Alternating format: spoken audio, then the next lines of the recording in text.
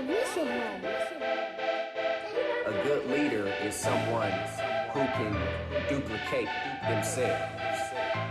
So, commit, execute, and be obsessed. Commit, execute, and be obsessed. Say less. Commit, execute, and be obsessed. Commit, execute, and be obsessed. Say less. Commit, execute, and be obsessed. When it comes to moving freight, you know I'm one of the best. One of the best. Commit, execute, and be obsessed. Be obsessed on the boat. Now who knows what's next? man, sometimes I just like to walk around my office. It's like in my office, how I got it set up. It tells my story. I'm telling you. Tell my story. 30th birthday, me and my wife went to a Chicago Cubs baseball game. I think they was playing the Colorado Rockies. I got my book right here. The Unknown Outside Looking In. That's gonna really tell my story. Military up here. First Lieutenant Brandon Manny, 96 Aviation Support Battalion, ASB, Fort Campbell. CEO, like I tell you. CEO shirt, right here. Extraordinary movement. Let's get it. UCF, you see it.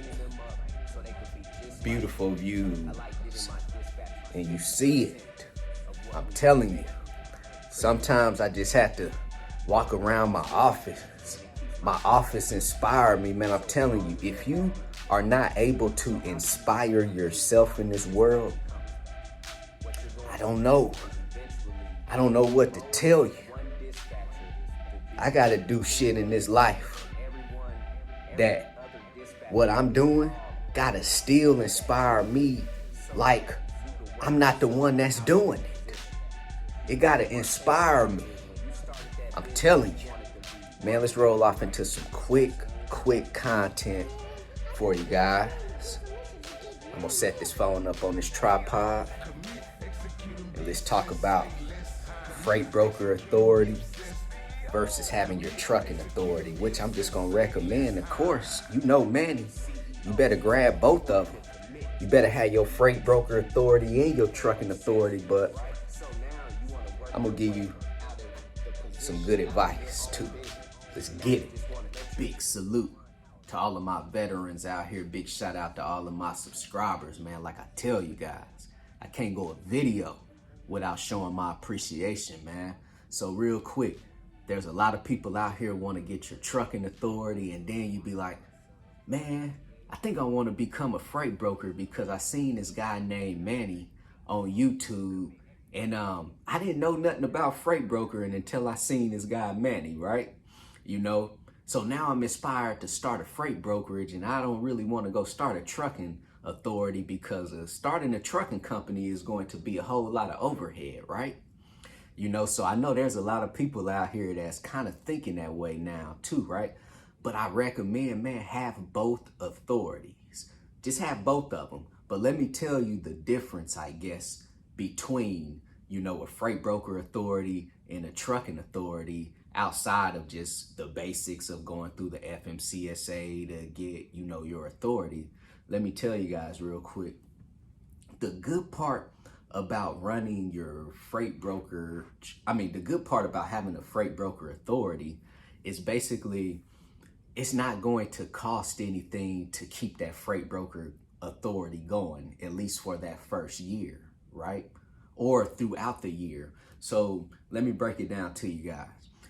A trucking authority takes commercial insurance, right, to activate that authority. So now you have to pay commercial insurance every month. You know, like I tell you guys, it don't matter if you're running trucks or not. To keep that authority active, you guys have to pay commercial insurance every month. So the good part about being a freight broker is that it don't take commercial insurance to operate a freight brokerage. So once you go get your $75,000 surety bond to operate your freight brokerage, that's pretty much it. You don't have to pay anything else every month. So it's easy to let a freight brokerage age versus a trucking authority. You know, you could just go start your freight brokerage for under $2,000 and then just let it sit for the full year, right? And it's just facts, because that's what I did. I didn't do anything with my freight brokerage for the first year because it wasn't taking money every month to run it. So when a business don't really take money to run it, you got time to pretty much just let it grow. Now on the trucking side, you need to pay your commercial insurance pretty much, every year to keep that authority going. So that's a mandatory cost for you and an expense, is that you do have to pay your commercial insurance every month versus just having a freight brokerage that could just be sitting. You could be letting that freight brokerage get some good age on it, and you don't have to, continuously, pay money too. Also, what I like about having a freight broker authority is pretty much that the overall business is very low in overhead. The only thing that you're paying for as a freight brokerage is basically access to your TMS system, your transportation management system, and access to the load boards. You're not really paying for anything else. Now, when we're talking about running a trucking company and having that trucking authority, now we're talking about a whole bunch of overhead, having a trucking authority, because like I'm telling you guys, it's already expensive commercial insurance that you got to pay every month.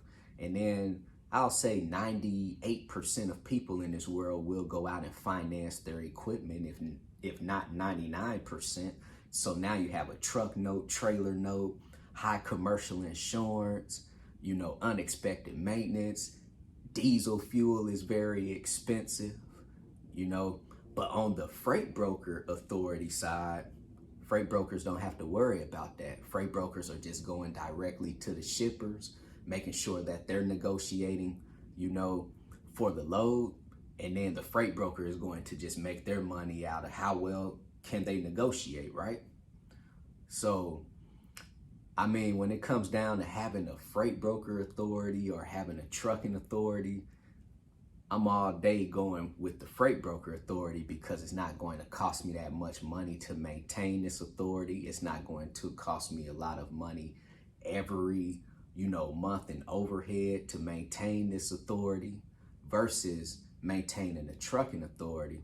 But there's pros and cons. Of course, I'll put out a video and we'll even talk more deep about the pros and the cons of running, your trucking authority versus running, what's the pros of running a freight brokerage? What's the cons of running a freight brokerage? Vice versa, right?